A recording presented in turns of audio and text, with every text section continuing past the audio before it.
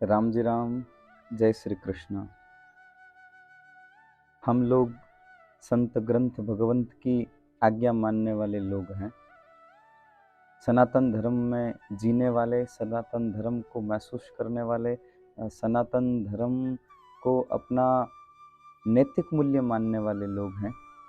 हमारे सनातन धर्म की एक खूबसूरती है कि यहाँ हर वर्ष, हर माह, हर तिथि, हर दिन, हर वार को कोई न कोई पौराणिक उत्सव होता ही होता है। हम परम सौभाग्यशाली हैं कि कल से 15 तारीख से शारदीय नवरात्रा प्रारंभ हो रहे हैं। ये शरद ऋतु के नवरात्रा, इसलिए शारदीय नवरात्रा, अश्विन नवरात्रा भी कहे जाते हैं। नवरात्रा में विशेष रूप से माँ भगवती की पूजा होती है। इसकी पौराणिक कथा इस प्रकार है कि जब राम जी लंका पर चढ़ाई कर रहे थे, तब ब्रह्मा जी ने कहा था कि पहले भगवती की आराधना कर लीजिए। तब राम जी ने 9 दिनों तक माँ भगवती की आराधना की और 10वें दिन फिर रावण पर, लंका पर चढ़ाई की, तो जिससे दशहरा बोलते हैं, जिसे राम जी ने रावण का वध किया, ऐसी मान्यता है। तब से इन 9 दिनों में माँ की आराधना पूजा होती है। नवरात्रा का अर्थ 9 रात्रि। अब इसमें जरूरी नहीं कि माँ दुर्गा की ही आराधना की जाए, ये दिन बहुत शुभ हैं। तो आपके जो भी इष्ट हैं, अपने इष्ट की पूजा आराधना आप कर सकते हैं। जैसे आप अगर हनुमान जी को अपना इष्ट मानते हैं, तो डेली का एक सुंदरकांड कर लीजिए, 9 दिन में 9 सुंदरकांड, या 3, 11, 21, 51, 108 नित्य की हनुमान चालीसा का पाठ कर लीजिए। अगर आप राम जी को अपना इष्ट मानते हैं, तो राम रक्षा स्तोत्र के पाठ कर लीजिए, या नवान पारायण रामचरितमानस जी का पाठ कर लीजिए।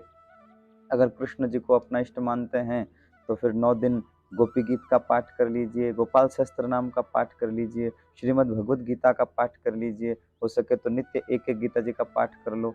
ये संभव ना हो तो एक दिन के 3 अध्याय का पाठ कर लो, एक दिन के 6 अध्याय का पाठ कर लो, एक दिन के 2 अध्याय का पाठ कर लो। जितना आपसे, जैसा आपसे बन पड़े, जरूर इन दिनों का सदुपयोग करना चाहिए। अगर महादेव के उपासक हो तो विशेष रूप से महादेव का अभिषेक, उनकी पूजा अर्चना, स्तुति पाठ कर लीजिए।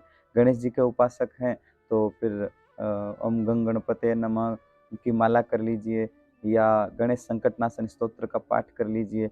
सरस्वती के उपासक हो तो सरस्वती स्तोत्र का पाठ कर लीजिए। गुरु उपासक हो तो गुरु चरणों की आराधना कर लीजिए, या गुरु जी ने आपको जो पाठ, स्तुति, स्तोत्र, मंत्र इत्यादि दिए हैं, उनका पाठ कर लीजिए। मतलब ये नवरात्रा के जो ये दिन हैं, ये बहुत शुभ दिन कहे जाते हैं। तो इसमें आप जैसा भी मन पड़े अपने इष्ट की आराधना कर लीजिए। विशेष रूप से ये जो 9 दिन का अनुष्ठान होता है, इस 9 दिन के अनुष्ठान में माँ गौरी की, दुर्गा की पूजा अर्चना होती है। 9 दिन की भगवती के अलग-अलग 9 रूपों की पूजा अर्चना होती है। तो कल प्रारंभ का दिन है, तो कल घट स्थापना भी होगी। तो बढ़िया से घर में सुव्यवस्थित पूजा स्थल को सुव्यवस्थित करके घट स्थापना कीजिए। घट स्थापना करते समय एक बात का ध्यान रहे कि स्टील का कलश घट स्थापना में काम में नहीं आता है। और दूसरा, घट स्थापना करने का इस बार का कल का मुहूर्त है, वो लगभग सुबह 6:15 बजे से 10:15 बजे तक, और अभिजीत मुहूर्त 11:45 बजे से 12:15 के बीच में। तो आप दोनों में से किसी एक के समय घट स्थापना कर लीजिए। रह सके तो निराहार 9 दिन नवरात्रा का उत्सव मनाइए। 9 दिन नहीं रह सकते तो एक समय भोजन प्रसाद पा लीजिए, फलाहार पा लीजिए, जैसा आपसे बन पड़े। बस ध्यान ये रहे कि 9 दिनों में कोई अपराध न बने। आप अच्छा कितना कर पाएँ ये अच्छी बात है, लेकिन कोई अपराध ना बने। वाणी का अपराध, दृष्टि का अपराध, श्रवण का अपराध, कुछ हाथ से अपराध, या कहीं कुछ ऐसी जगह जाने का अपराध, बोलने में अपराध, किसी की बुराई करने का अपराध, किसी की निंदा, या किसी का दिल दुखे ऐसे शब्द काम में लेने का अपराध, या हमारी वजह से कोई भूखा रह जाए ऐसा अपराध, या हमारी वजह से कोई सुख की नींद ना ले पाए ऐसा अपराध।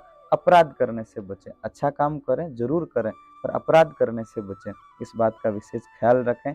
और कल प्रथम दिन माँ दुर्गा के अलग-अलग 9 रूपों में एक रूप शैलपुत्री की पूजा की जाती है।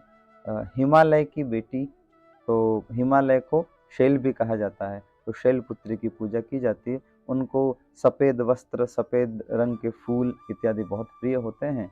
सफ़ेद रंग का भोज्य पदार्थ खीर है, दूध है, मावा मिष्ठान है, तो सफ़ेद रंग का हो वो माँ को बहुत प्रिय होता है, शैलपुत्री को। तो ज़रूर आप विशेष रूप से पूजा अर्चना करें और अपने इस नवरात्रा के उत्सव को बहुत धूमधाम से मनाएं और खूब आपका जो इष्ट हो, इष्ट की आराधना कर लें। राम जी, श्याम जी, हनुमान जी, महादेव जी, गणेश जी, आपका जो भी इष्ट हो, इष्ट की आराधना कर लें और खूब अच्छा करें। बस ये ध्यान रखें कि कोई अपराध ना बने, इस अपराध से बचें। राम जी राम, जय श्री कृष्ण।